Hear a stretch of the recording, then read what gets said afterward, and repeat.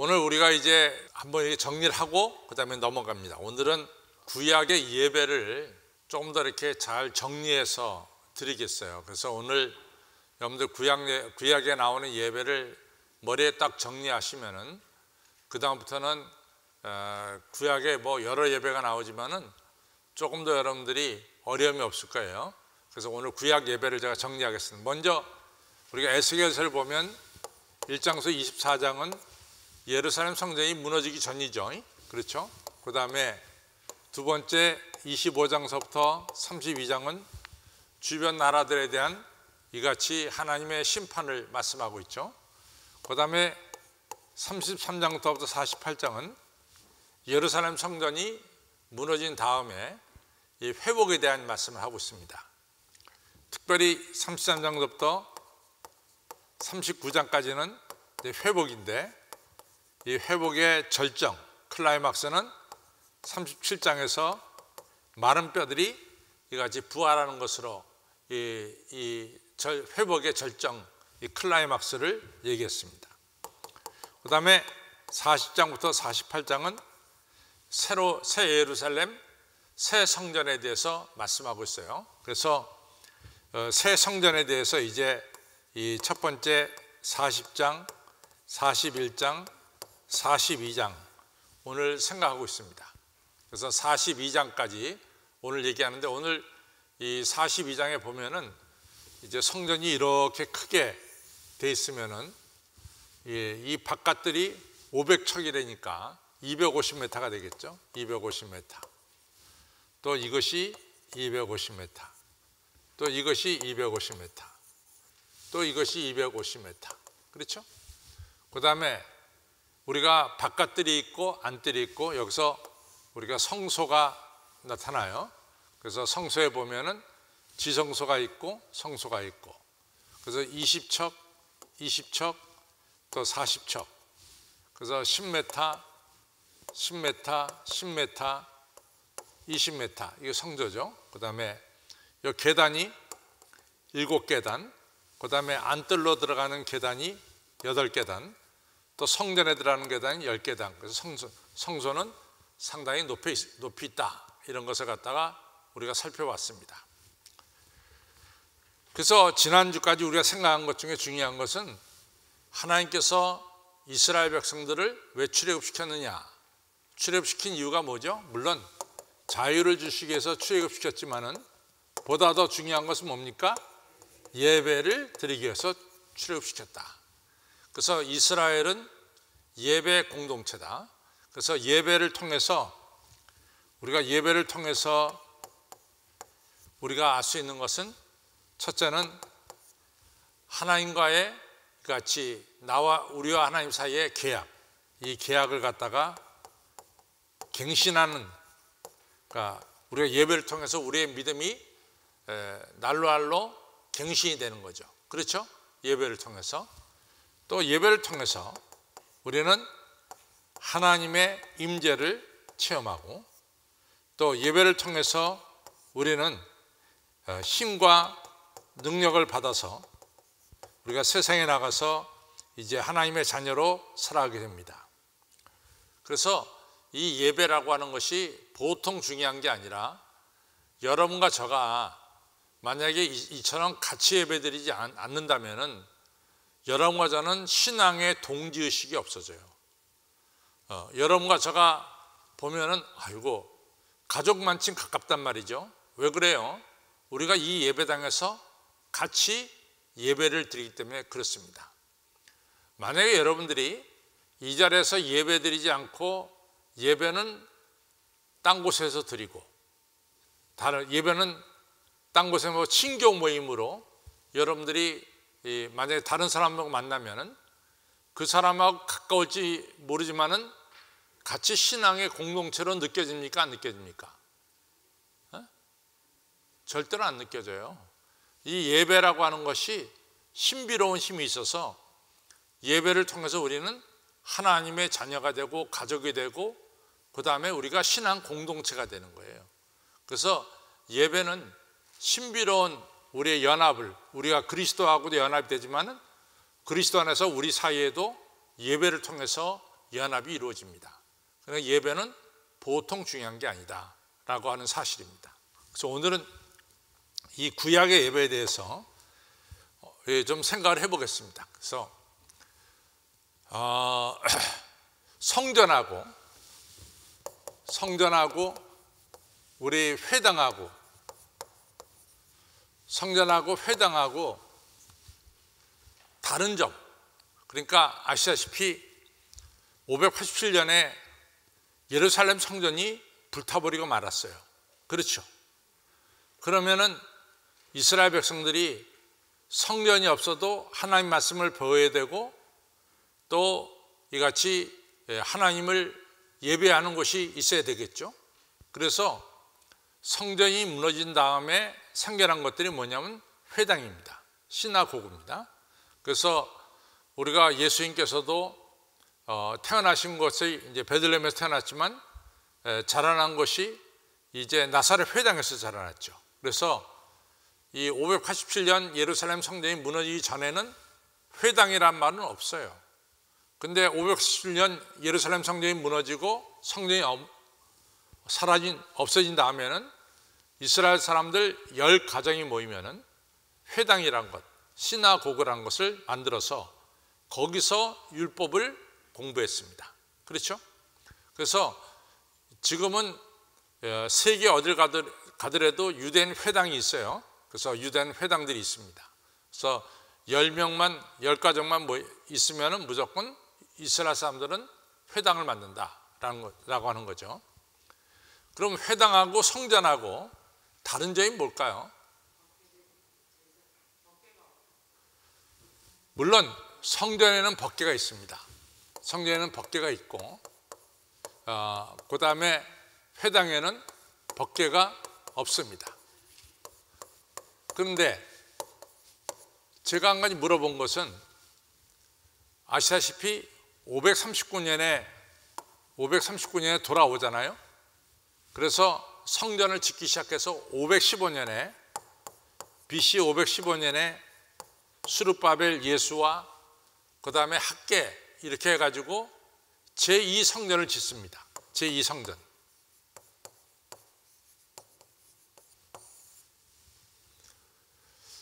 제2성전을 지었을 때 제2성전에 법궤가 있었을까요?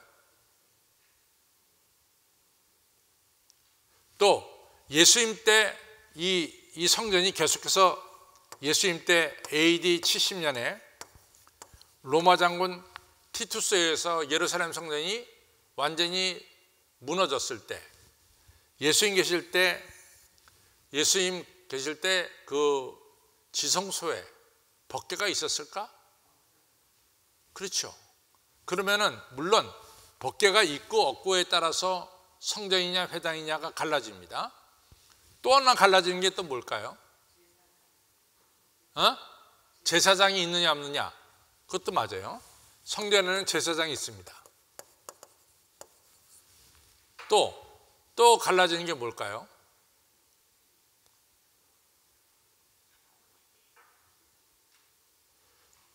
핵심적으로 갈라지는 것은 제사를 드리느냐 안 드리느냐입니다. 우리가 제사를 드린다. 이 제사가 있느냐 없느냐 하는 거예요. 제사는 다른 말로 말하면 예배가 있느냐 없느냐예요. 예배가. 왜냐하면 구약의 예배는 항상 제물을 가지고 예배를 드렸어요. 제물을 가지고. 그래서 이 제물을 가지고 예배를 드리느냐 안 드리느냐에 따라서 그것이 성전이냐 회당이냐가 갈라집니다. 그래서 우리가 아무리 뒤져봐도 뭐 나사렛 회당이나 가버나움 회당이나 이런 회당에서 이같이 짐승을 가지고 와서 예배를 드렸다 이런 말은 없어요. 짐승을 가지고 와서 예배 드린 것은 어디밖에 없어요? 예루살렘 성전밖에 없어요. 그래서 예루살렘 성전은 짐승을 가지고 예배를 드린 것이다. 그래요. 예배. 꼭 짐승만 가지고 드린 게 아니에요. 또 예배를 드릴 때 우리가 곡식을 가지고도 예배를 드리죠. 그래서 우리가 창세기 4장에 보면은 그때는 성전이 지어지기 전이잖아요. 그래서 그때 아담과 이브의 큰아들인 가인은 농사를 짓는 자이기 때문에 농산물을 가지고 예배를 드렸고, 그렇죠? 그 다음에 아벨은 양치는 자였기 때문에 양의 첫 새끼를 가지고 예배를 드렸죠. 그렇죠? 그래서 제물을 드릴 때 꼭 짐승만 드리는 것이 아니라 곡식 제물로 가지고도 예배를 드릴 수 있다, 이 얘기예요. 자, 그래서 지금부터 이제 정리하는데, 예배는 두 종류가 있습니다. 불에 태워서 드리는 예배가 있고, 아니면 그냥 드리는 예배가 있어요.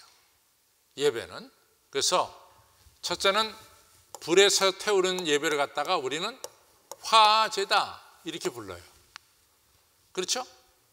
그 다음에 불에 태우지 않고 드리는 예배를 우리는 거제다 이렇게 불러요. 거제. 흔들어서 바치는 거, 거제란 말이죠. 거제. 그래서 예배는 두 종류가 있어요. 제물일 때 불에 태워서 드리는 것 갖다가 뭐라고 불러? 화제. 불에 태우지 않고 곡식을 그냥 바치는 걸 갖다가 뭐라고 불러요? 거제라고 불러요. 거제라고. 근데 이제 불에 태워서 바치는 것도 두 종류가 있어요. 하나는 뭐냐면 번제가 있고, 또 하나는 희생제사가 있습니다. 희생제사. 번제와 희생제사가 있어요. 그러면 번제와 희생제사는 뭘까? 창세기 22장에서 하나님께서 아브라함에게 네 백세에 난 아들 이삭을 모리아산에서 번제로 바쳐라 라고 말할 때, 번제로 바쳐라고 말할 때 그 번제는 뭘까요? 각을 뜨고 100% 바치는 거예요. 100%. 번제는 100%예요. 100%. 하나도 남김없이 번제는 100% 바치는 거예요. 번제는 남기는 게 없어요. 번제는 그냥 100% 바치는 거야. 그러니까 하나님께서 아브라함에게 명하신 것은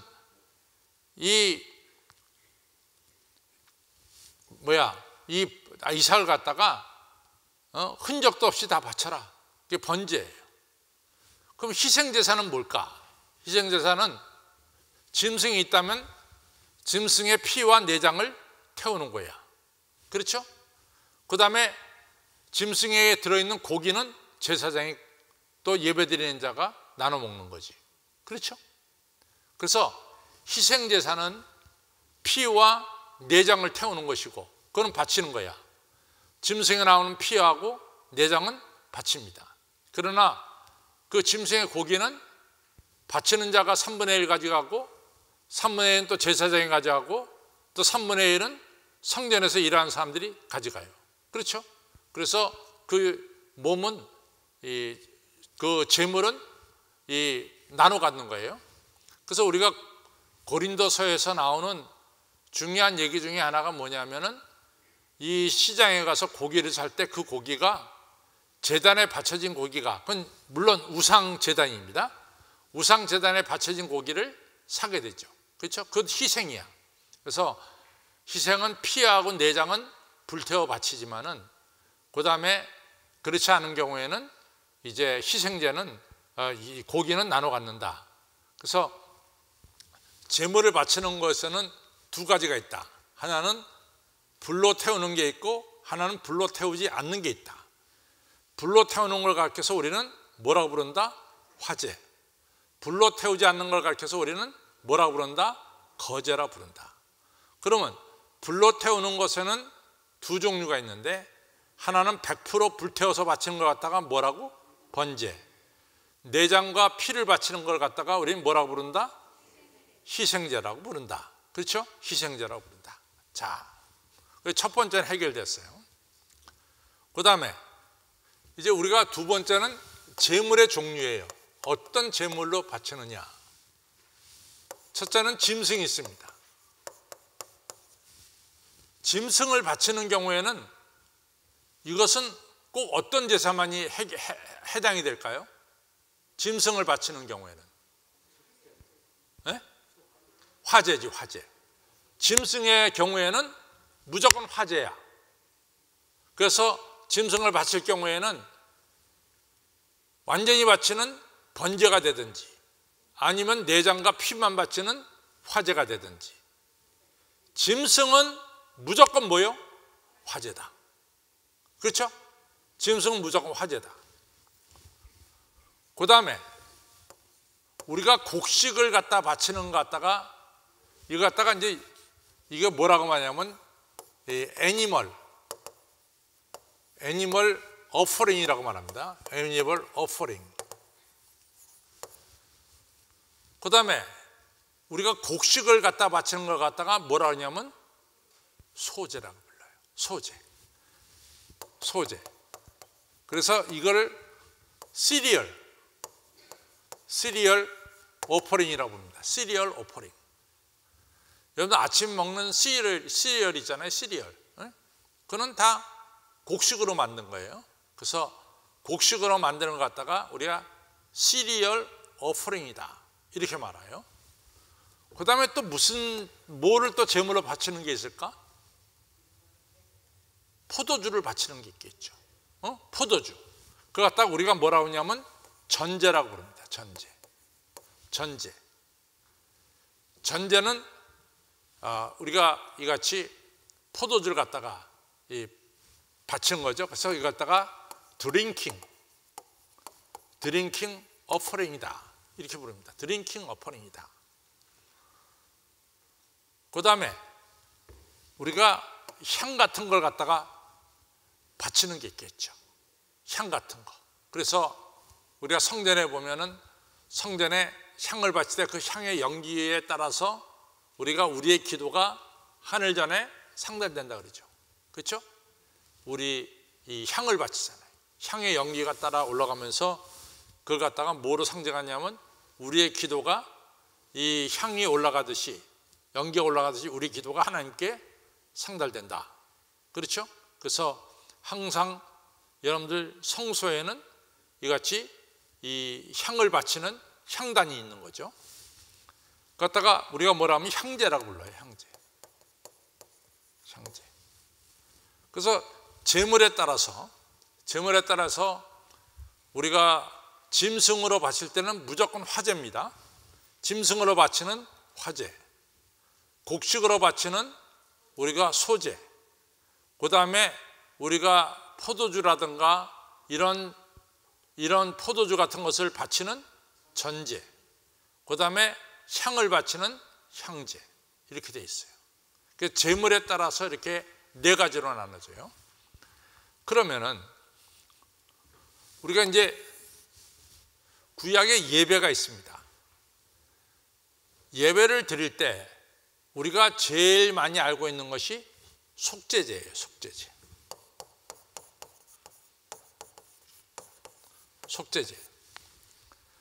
속죄제는 우리의 죄를 속하기 위해서 드리는 제사죠. 속죄제. 그렇죠? 속죄제. 그래서 대속죄일은 용키풀이라 해가지고 1년에 한 번 대제사장이 짐승의 피를 가지고 들어가서 지성소에 갖다 뿌리죠. 그래서 1년에 한 번 대제사장이 지성소에 들어가서 피를 뿌리는 이런 속죄 제사가 있습니다. 속죄제. 그것은 그 속죄제는 모든 사람들의 죄를 하나님이여 사해 주십시오 해가지고 드리는 것이 바로 속죄제예요. 그러면 우리 예수님께서 십자가에 달려 죽으실 때 예수님께서 죽으신 제사가 무슨 제사입니까? 속죄 제사지. 우리 모든 인류의 죄를 대신 안고 자신이 희생 제물이 됐어서 죽으신 거죠. 속죄제. 두 번째, 우리가 또 많이 알고 있는 속건제예요. 속건제. 이 속건제는 뭐냐면은 여러분과 저가 예를 들자면은 오늘 교회 나올 때 부지 중에 교회 나올 때 누가 무덤을 만졌어. 지나가다가. 그럼 그 사람이 바로 예배를 드릴 수 있을까요? 없을까요? 없어요. 그럼 부지 중에 이러한 걸 할 때 드리는 제사가 뭐냐면 속건제예요. 또 여러분들이 이 살다가 친구 동료하고 싸움을 했어요. 그래갖고 서로 상처를 줬다고. 그럼 그 사람이 예배를 드릴 수 있을까? 없어요. 형제하고 먼저 화해를 해야지.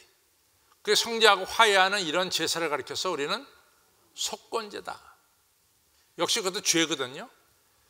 이 속건제는 우리가 부지 중에 저지른 죄, 그 다음에 이웃에게 손해를 끼친 이러한 잘못들, 이런 것을 드리는 제가 속건제입니다. 속건제.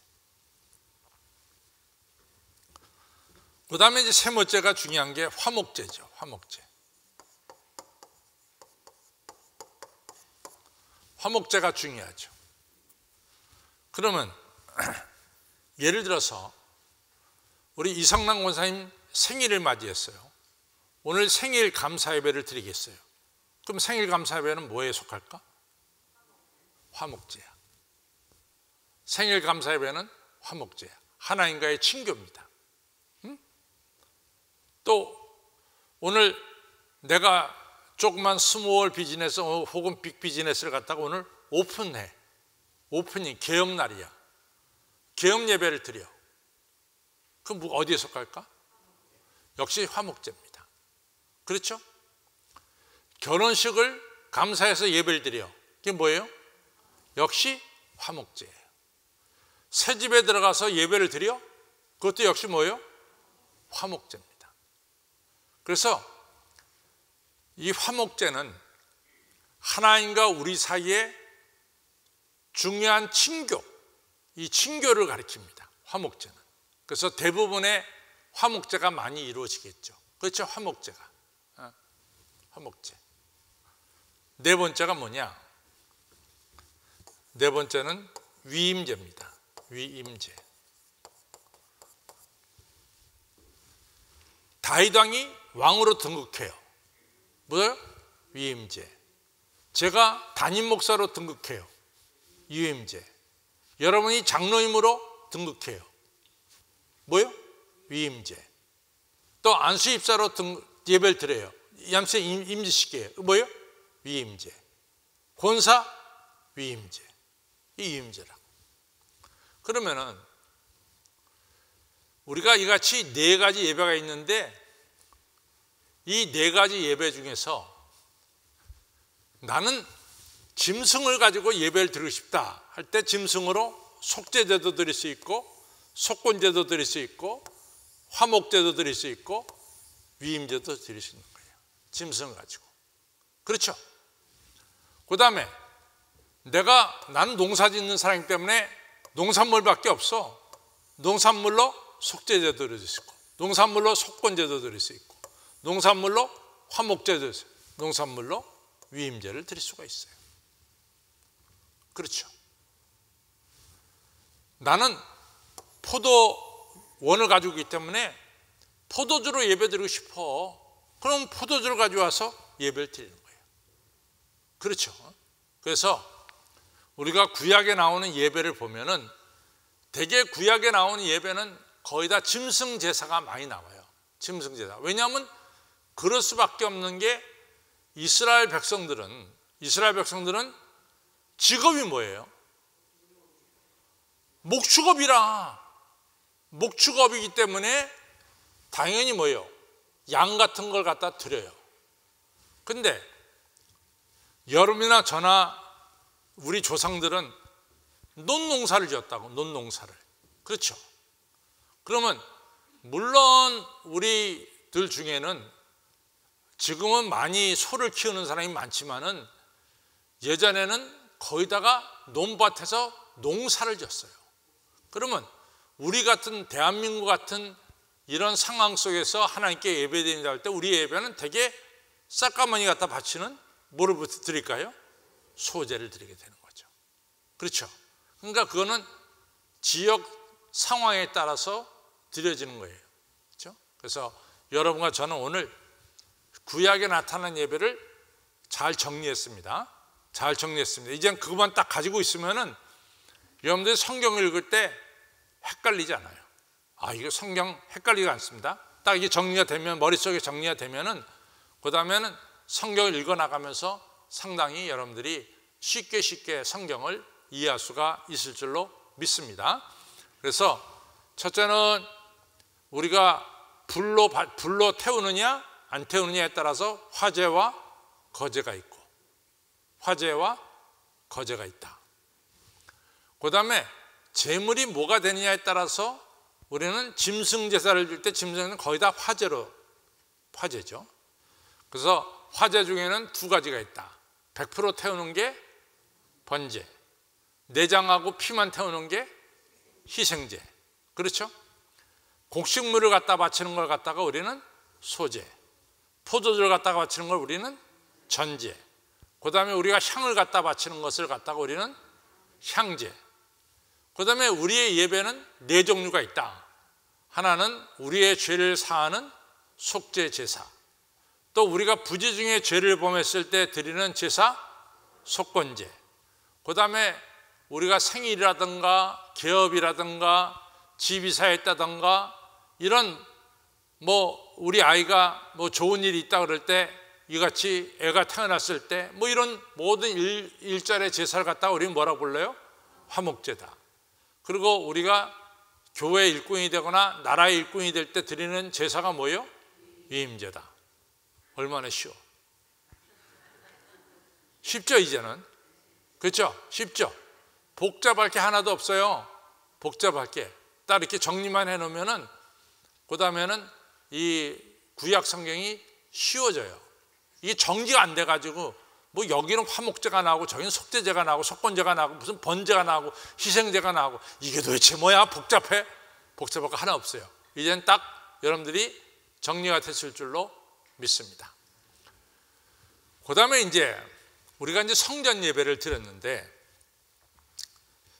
중요한 것은 이 성전 예배를 드렸는데 성전 예배가 매우 중요하다 그랬어요. 그렇죠?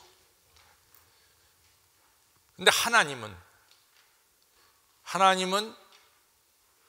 성전에만 계실까요? 성전 밖에도 계시죠. 그렇죠? 그래서 우리가 드리는 이 구약 예배, 우리가 믿는 하나님에 대해서 특징은, 예를 들어서 애국 같은 데는, 이집트 같은 데는 그 신이 뭐예요? 태양신이야. 그렇죠?